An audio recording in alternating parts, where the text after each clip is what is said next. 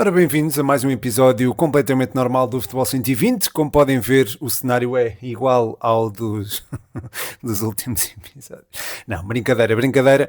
Ahm, no fundo, este cenário é para fazer uma ponte com o episódio anterior. Quem viu, viu. É também uma forma de eu atenuar o facto de não estar em minha casa. Portanto, acabo por ter aqui as camisolas na mesma.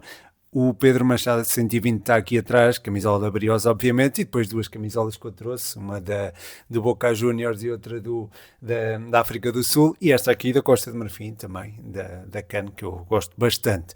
Mas não é sobre camisolas este episódio, há muito sumo. Eu sei que no último episódio disse que ia ser um bocadinho diferente, e como podem ver já está a ser, mas disse que ia falar mais de história, e se calhar falar eventualmente do Benfica sem Gala. Na verdade é que será um bocadinho mais complexo, quer dizer, complexo não, será um bocadinho mais abrangente do que isso, porque hoje também hoje eu estou a gravar-vos um sábado à noite, já houve jogos de apresentação do Futebol Clube do Porto e do Sporting, e também houve a tal pré-eliminatória da Liga Europa que também convém olhar. Há também algumas coisas do Mundial que eu queria disseminar, portanto, sem perder grande tempo, até porque aqui está algum calor, parece que não, mas está. Qualquer coisa é só ligar o chuveiro, mas vamos a isso.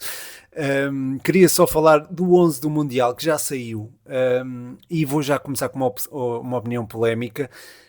Vozinha no 11, como guarda-redes do Mundial não concordo, desculpem, peço imensa desculpa, eu adoro o Vozinha e adoro também a história dele, e acho que é uma história de superação tremenda.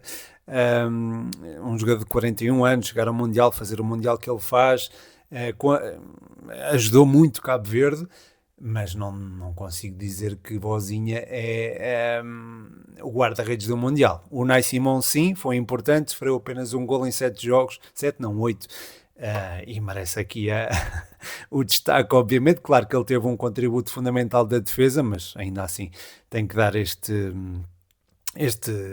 prémio, ou pelo menos no meu 11 cabe o Unai Simão e não Vozinha. Depois a linha defensiva é toda da Espanha. Cubarsí tem de estar aqui, a meu ver, e depois talvez o Laporte ao lado dele, ou eventualmente o Lisandro Martínez. Agora também não consigo decidir de forma perentória.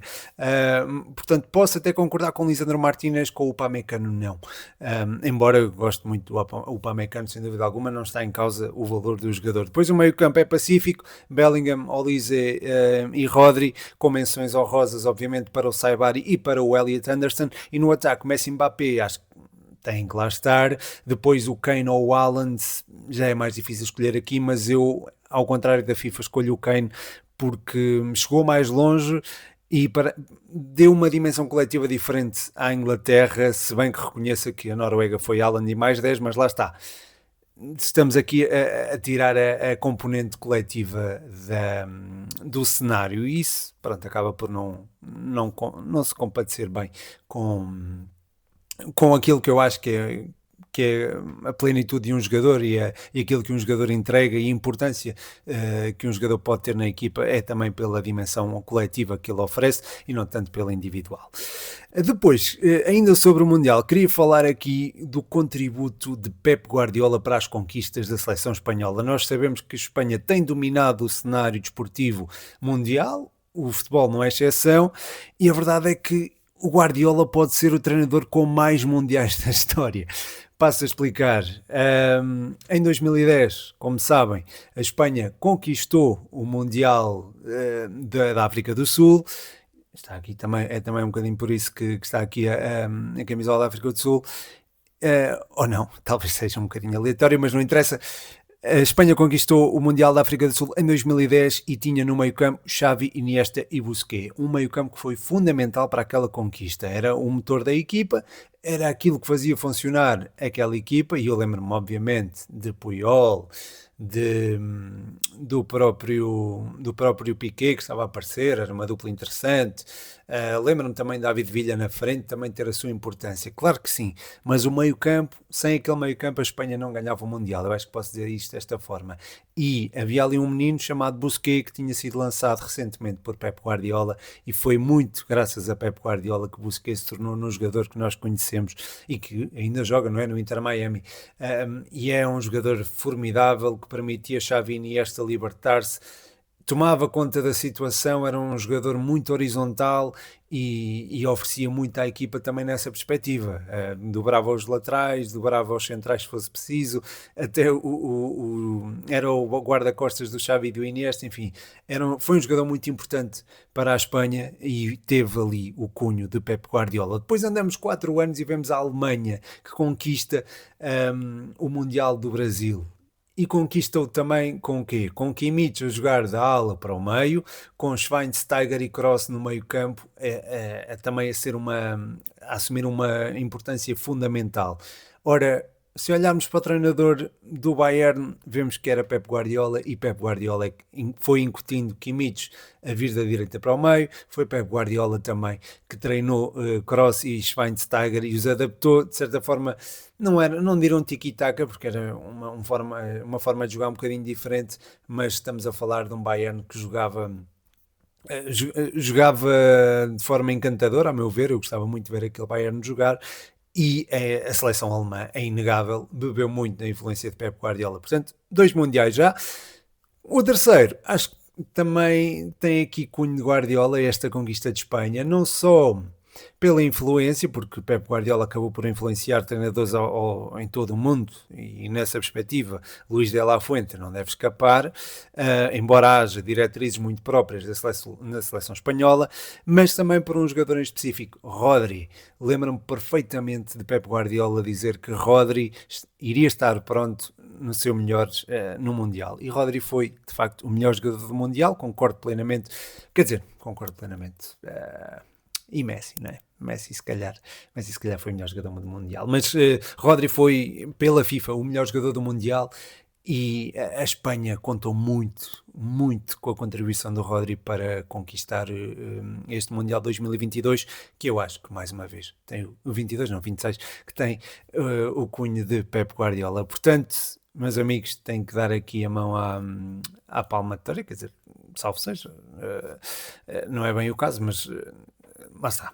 Guardiola conquistou 3 mundiais. Acho que podemos afirmar isto, e era algo que eu também gostava de assinalar antes de seguirmos em frente e deixarmos de falar do Mundial. Deixem-me só aqui seguir aqui com o alinhamento do podcast.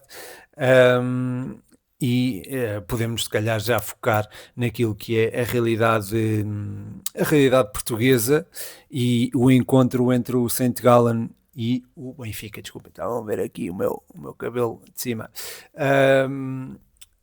Não foi um jogo bem conseguido pelo Benfica, nem pouco mais ou menos. Acho que não podemos afirmar isso, e podemos afirmar, sim, que é uma fase precoce da época, que o adversário está eventualmente numa fase mais adiantada da sua preparação.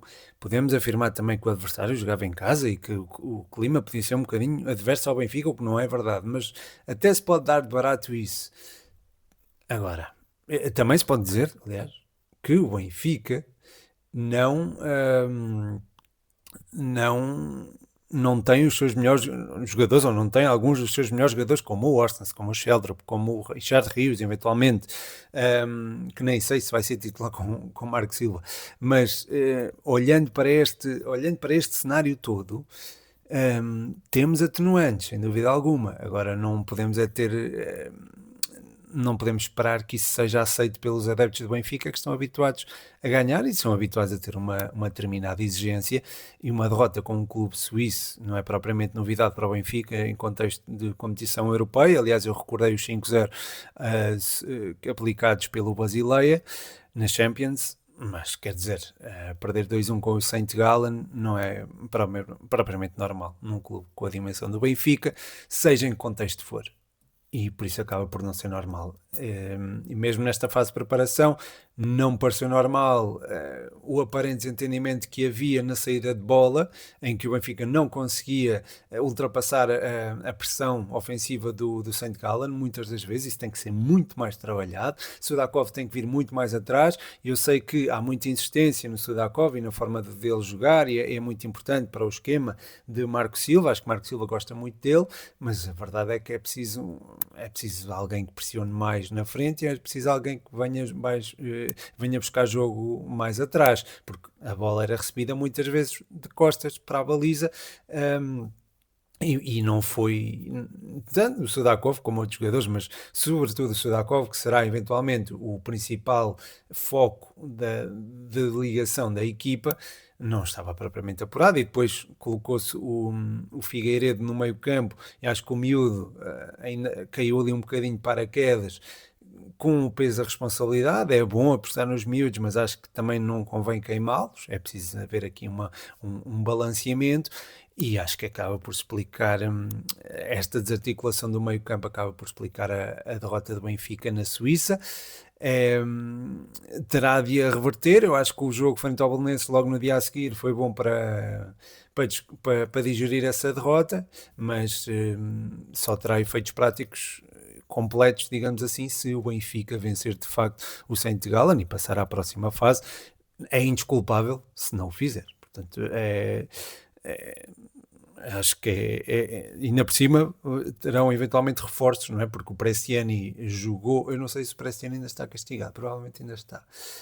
Mas o Benfica pode contar com outros jogadores que deram resposta no jogo frente ao Belém, nomeadamente o John Duran, que pode mudar eventualmente o paradigma tático do Benfica no que toca aos avançados. E queria falar também aqui um bocadinho do John Duran, que se estreou com um gol e uma assistência em poucos minutos contra o Belém.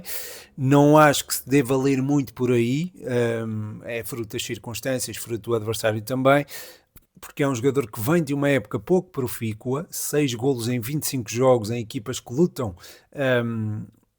pelos títulos dos respectivos países, é muito pouco.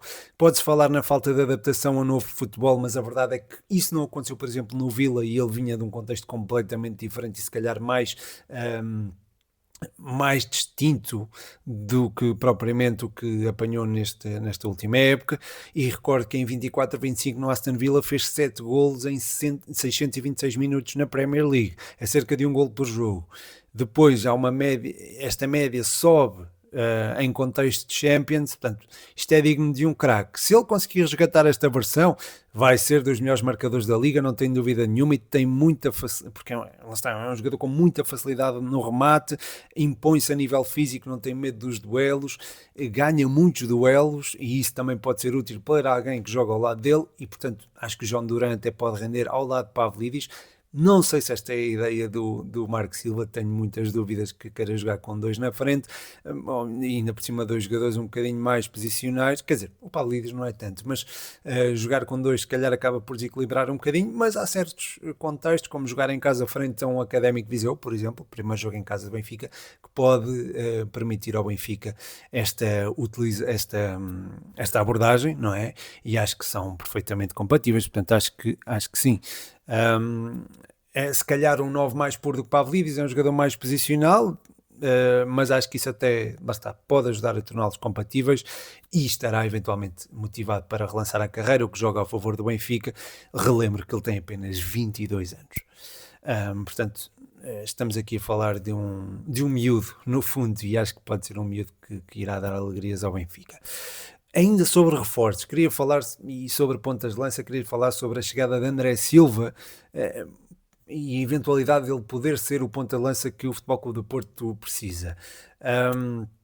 Ora bem, no Porto é importante que um jogador conheça e sinta o clube. Logo aí o André tem algo a seu favor. Depois, chega a custo zero numa altura de ainda recuperação financeira do clube, que é outro fator muitíssimo positivo nesta contratação. Em cima disto tudo, há incertezas sobre Samu e Denis Gul. O Samu pelo regresso de longa paragem, e o Gul pelas dúvidas que, pelo menos que me oferece relativamente ao facto de poder ser uma referência de ataque, um número 9 de referência. Não o vejo como tal. Ou pelo menos acho que ainda pode amadurecer mais um bocadinho. Ora, o André Silva já está amadurecido e é um jogador que não se importa de jogar de costas para a baliza e permitir a entrada dos extremos em zonas de finalização, e o William Gomes e o PP marcaram um golo cada hoje, podem beneficiar exatamente deste posicionamento. Depois terá experiência profissional e profissional, internacional, e eu lembro-me perfeitamente da estreia dele ao serviço do...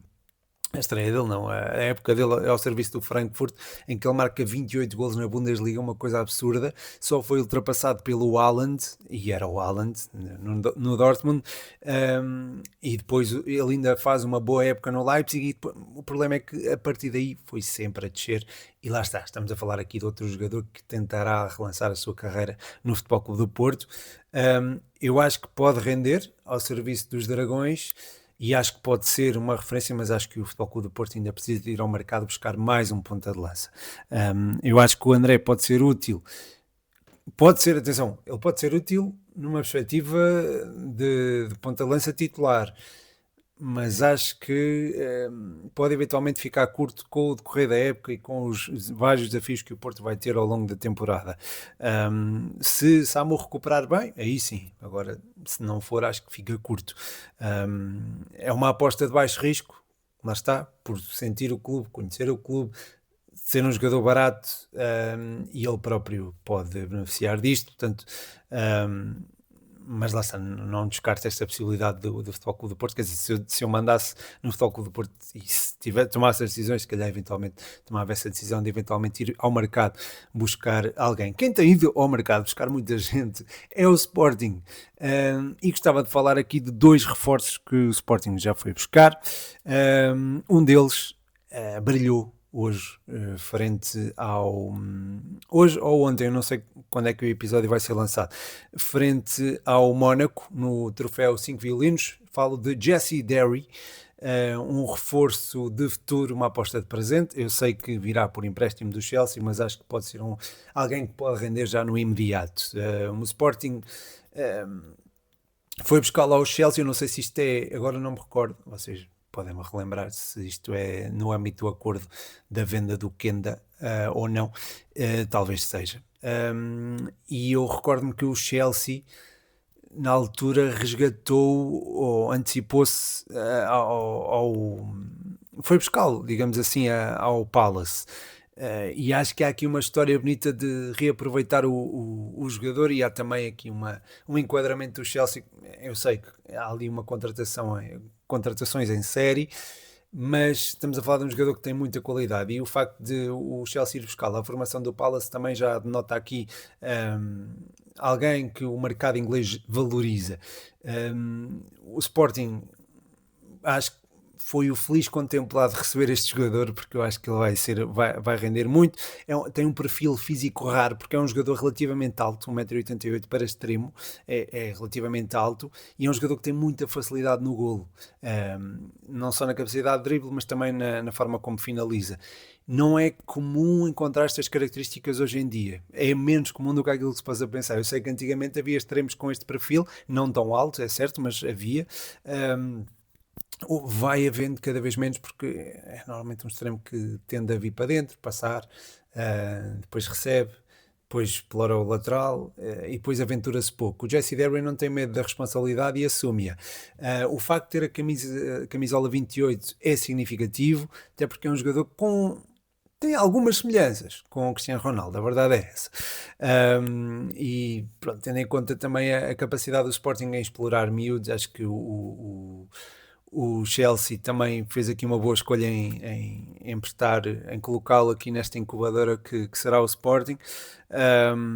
Teve aqui tem aqui já bons números trazidos da Premier League 2, e acho que pode ser um reforço muito importante para aquilo que será a época do Sporting. Já o demonstrou nos particulares, e acho que volta a fazê-lo. Relativamente ao jogo do Sporting frente ao Mónaco, vi um Sporting muito mais robusto a nível físico. É uma equipa com muita intensidade, ou melhor, pelo menos com maior intensidade face àquilo que foi o ano passado. Se calhar descura um bocadinho a qualidade técnica para ter este lado mais físico, E está tudo bem com isso, obviamente. Acho que as contratações do Altimira, do Silas Anderson, do Dumbiá, acho que vão nesse sentido. E eu acho que o Sporting está-se a reforçar relativamente não, mas está-se a reforçar bem, tendo em conta este plano. Agora, nós estamos aqui a considerar a eventualidade do Sporting voltar à fórmula anterior. Se assim for, não acho. Agora, se estamos a pensar no novo plano, então sim. E pronto, se é para se reestruturar, a altura certa é esta.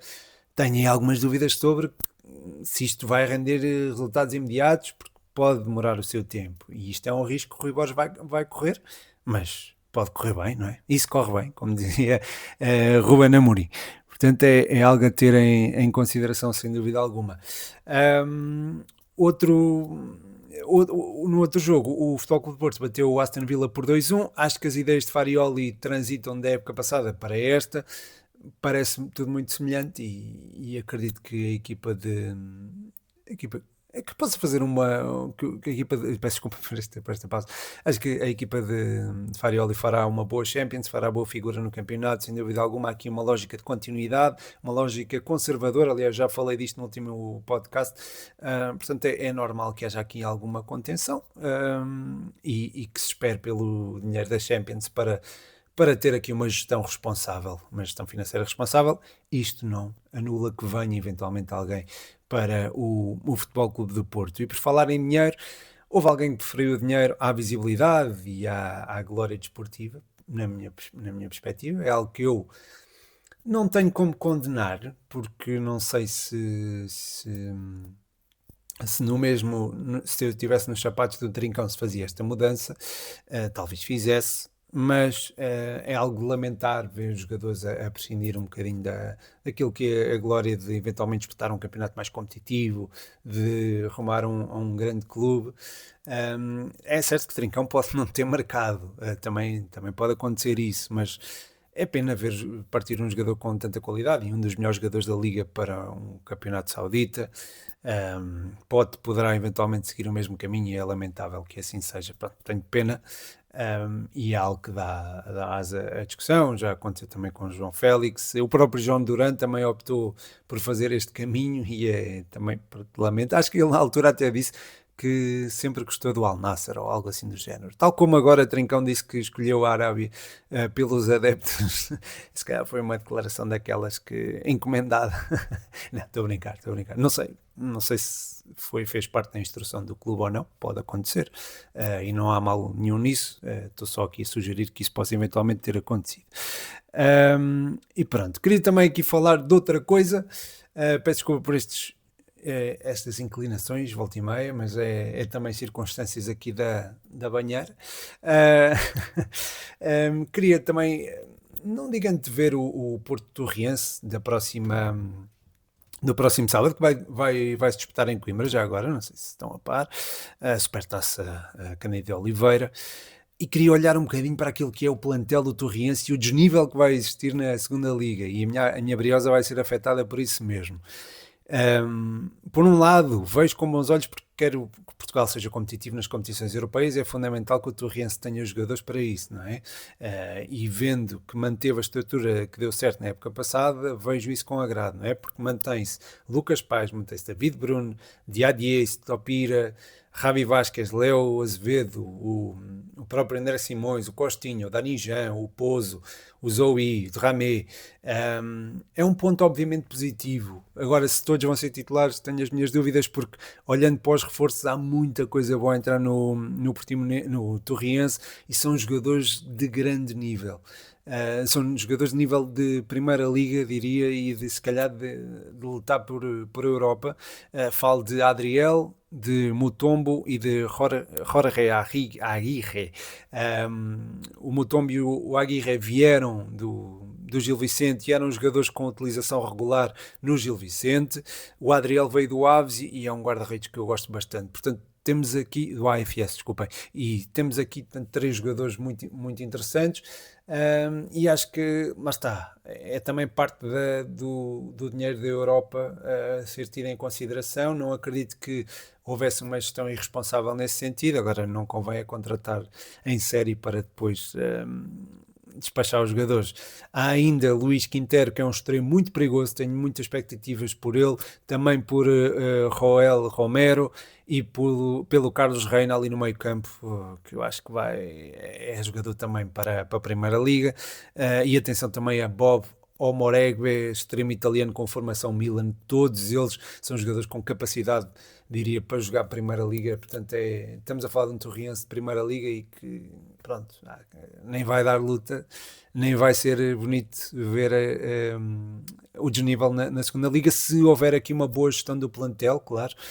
Tem que haver alguma gestão entre os compromissos europeus e os compromissos domésticos, não é algo a que o Torriense esteja propriamente habituado, embora ao final da época passada seja um bocadinho diferente, mas aí estamos a falar de algo mais deslocado daquilo que é a realidade, ou que foi a realidade do Torriense ao longo da temporada. Portanto, começar a época logo são 8 jogos, portanto nos primeiros 5, 6 meses pode ter pode-se pagar a sua fatura e pode ter algum impacto, e pode também haver um bocadinho do desligar competitivo, não é? Porque uma coisa é jogar uma competição europeia, outra coisa é jogar a segunda liga, sem nenhum desprimor obviamente para a segunda liga. Portanto, pode haver aqui esta questão do Torriense quebrar um bocadinho quando tiver que disputar competições domésticas. Ainda assim, não deixa de se assinalar este ótimo plantel que estão a construir. A minha Briosa também está a construir um bom plantel, com certeza. Confio no David Caiado para a construção do nosso plantel. E pronto, dia 8 há Chaves. Vamos ver se. Acho que não vou conseguir ir. Mas pronto, ainda faltam 2 semanas. Eu já estou aqui, já estou um bocadinho a pensar, já estou desejoso de ver bola, ver a minha Briosa jogar, mas pronto, fica. Falar da Briosa se calhar fica mais para a próxima semana, onde irei abordar também o Supertaça, e se calhar aí sim irei trazer alguns temas do passado futebolístico. Tinha aqui planeadas coisas engraçadas, mas lá está, aconteceram algumas coisas neste fim de semana. Houve também esta eliminatória do Benfica, portanto quis abordá-las, quis também esmiuçar o último conteúdo, digamos assim, de Mundial. Talvez haja mais para a semana, não sei, mas acredito que seja o último conteúdo de Mundial. E pronto, espero que tenham gostado deste novo episódio, deste novo cenário. Posso mostrar o chuveiro e tudo, olhem aqui, meu Deus, que coisa linda. E é isso, assim me despeço, espero que tenham gostado. Mais uma vez um grande abraço, o meu nome é Pedro Machado e este foi mais um episódio do Futebol 120.